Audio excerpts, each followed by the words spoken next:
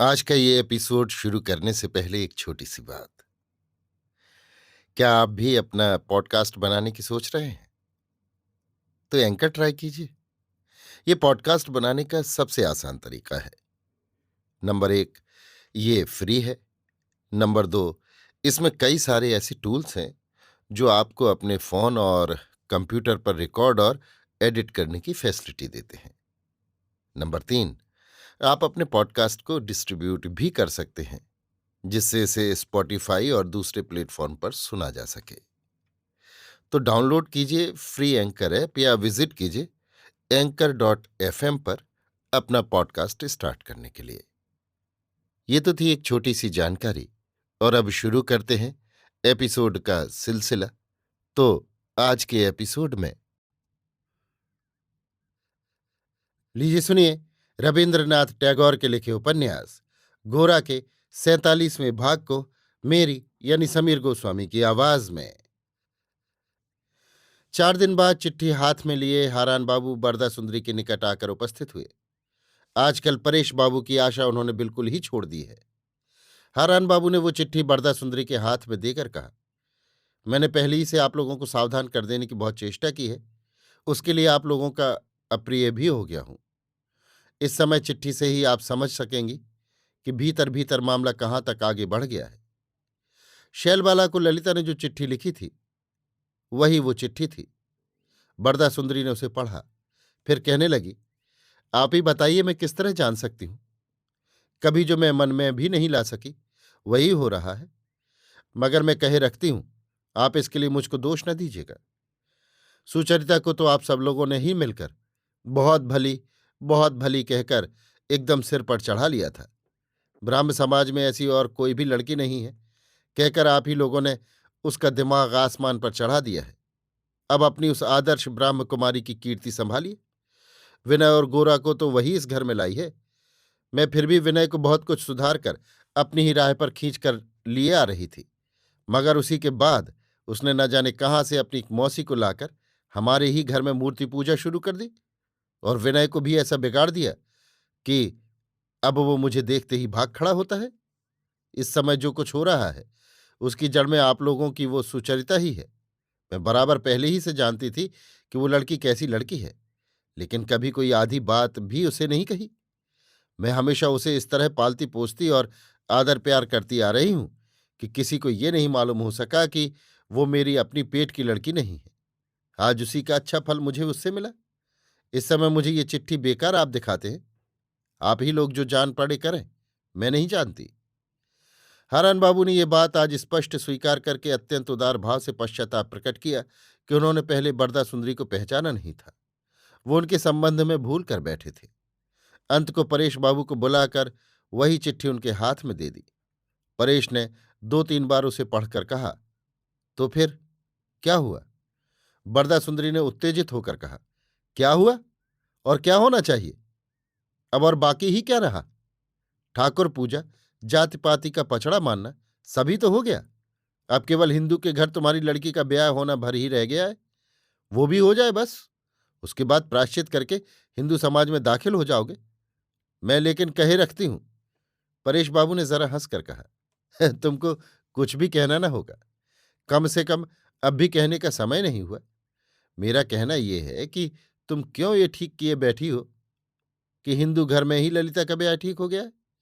इस चिट्ठी में उस तरह की कोई बात मैं नहीं देखता। बरदा सुंदरी, क्या होने से तुम देख पाते हो सो तो आज तक मैंने समझ नहीं पाया। समय रहते पहले ही अगर तुम देख पाते तो आज इतनी बड़ी घटना घटती ही नहीं। बताओ तो, चिट्ठी में आदमी इससे बढ़कर और कहाँ तक खोलकर लिख सकता है? हारान, मुझे जान पड़ता है ललिता को ये चिट्ठी दिखाकर उसका अभिप्राय क्या है ये उसी से पूछना उचित है। आप लोग अगर अनुमति दें तो मैं ही उससे पूछ सकता हूं। इसी समय सहसा आंधी की तरह उस स्थान में प्रवेश करके ललिता ने कहा, बाबूजी, ये देखो, ब्राह्म समाज से आजकल इस तरह की गुमनाम चिट्ठियां आती हैं। परेश बाबू ने ललिता से चिट्ठी लेकर पढ़ी। विनय के साथ ललिता का ब्याह गुप्त रूप से पक्का हो गया है, ये निश्चित मानकर पत्र लेखक ने तरह तरह की भर्त्सना, धमकी और उपदेश की बातों से ये चिट्ठी पूर्ण की है। उसी के साथ ये सब चर्चा भी थी कि विनय का मतलब अच्छा नहीं है। वो 2 दिन बाद ही अपनी ब्राह्म समाजी स्त्री को त्याग करके फिर हिंदू के घर में ब्याह कर लेगा, इत्यादि। परेश के पढ़ चुकने पर हारान बाबू ने वो चिट्ठी लेकर पढ़ी। उसके बाद कहा, ललिता, ये चिट्ठी पढ़कर तो तुम्हें क्रोध आता है, किंतु ऐसी चिट्ठी लिखने का कारण क्या तुमने आप ही नहीं खड़ा कर दिया है? अच्छा बताओ, तुमने अपने हाथ से ये चिट्ठी किस तरह लिखी है? वो दूसरी चिट्ठी देखकर दम भर ललिता स्तब्ध होकर खड़ी रही। उसके बाद बोली, जान पड़ता है शायद शैल के साथ इस संबंध में आपकी चिट्ठी पत्री चल रही है। हारान ने इसका स्पष्ट उत्तर न देकर कहा, ब्राह्म समाज के प्रति कर्तव्य स्मरण करके शैल तुम्हारी ये चिट्ठी भेज देने के लिए बाध्य हुई है। ललिता कठिन भाव से तनकर खड़ी होकर बोली, अब ब्राह्म क्या करना चाहता है कहे। हारान ने कहा, विनय बाबू के और तुम्हारे संबंध में ये जो अफवाह फैल रही है, उस पर यद्यपि मैं किसी तरह विश्वास नहीं कर सकता, किंतु तो भी तुम्हारे मुख से मैं उसका स्पष्ट प्रतिवाद सुनना चाहता हूं। ललिता की दोनों आंखें अंगारों की तरह जलने लगी। उसने एक कुर्सी की पीठ को कांपते हुए हाथों से जोर से पकड़कर कहा, क्यों, किसी तरह भी विश्वास नहीं कर सकते? परेश बाबू ने ललिता की पीठ पर हाथ फेरकर कहा, ललिता, इस समय तुम्हारा मन स्थिर नहीं है। ये बातचीत पीछे मेरे साथ होगी, अभी रहने दो। हारान ने कहा, परेश बाबू, आप बात को दबा देने की चेष्टा न कीजिए। ललिता फिर प्रज्वलित होकर बोली, दबा देने की चेष्टा बाबूजी करेंगे? बाबूजी आप लोगों की तरह समय के प्रकाश से नहीं डरते। सत्य को बाबूजी ब्राह्म समाज से भी बड़ा जानते हैं। मैं आपसे स्पष्ट कह देती हूं, मैं विनय बाबू के साथ ब्याह को कुछ भी असंभव या अन्याय नहीं समझती। हारान कह उठे, किंतु क्या ये पक्का हो गया है कि वो ब्राह्म धर्म की दीक्षा ग्रहण करेंगे? ललिता ने कहा, कुछ भी नहीं हुआ, और ऐसी ही क्या बात है कि दीक्षा लेनी ही होगी? बरदा सुंदरी ने अब तक कोई बात नहीं कही थी। उनकी इच्छा थी कि आज हारान बाबू की ही जीत हो और अपना अपराध स्वीकार करके परेश बाबू को पश्चाताप करना पड़े, मगर अब उनसे रहा नहीं गया। बोल उठी, ललिता, तू पागल हो गई है क्या? कहती क्या है? ललिता ने कहा, नहीं मां, ये पागलपन की बात नहीं।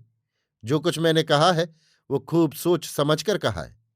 मुझे लोग इस तरह चारों ओर से बांधने आवेंगे तो मैं उसे कभी सह नहीं सकूंगी। मैं हारान बाबू वगैरह के समाज के बंधन से अपने को मुक्त करूंगी। हारान ने कहा, उच्छृंखलता को तुम मुक्त कहती हो? ललिता, ना, नीचता के आक्रमण से, असत्य की गुलामी से छुटकारे को ही मैं मुक्त कहती हूं। जहां पर मैं कोई अन्याय, कोई अधर्म नहीं देखती, वहां ब्राह्म समाज क्यों मुझे स्पर्श करेगा, क्यों बाधा देगा? हारान बाबू ने कहा, परेश बाबू, ये देखिए, मैं जानता था कि अंत को ऐसी ही एक घटना घटित होगी। मुझसे जहां तक हो सका मैंने आप लोगों को सावधान करने की चेष्टा की, लेकिन कुछ फल नहीं हुआ। ललिता ने कहा, देखिए हारान बाबू, आपको भी सावधान कर देने का एक विषय है। आपकी अपेक्षा जो लोग सभी बातों में बड़े हैं, उन्हें सावधान कर देने का अहंकार आप अपने मन में न रखिएगा। इतना कहकर ललिता वहां से निकलकर चली गई।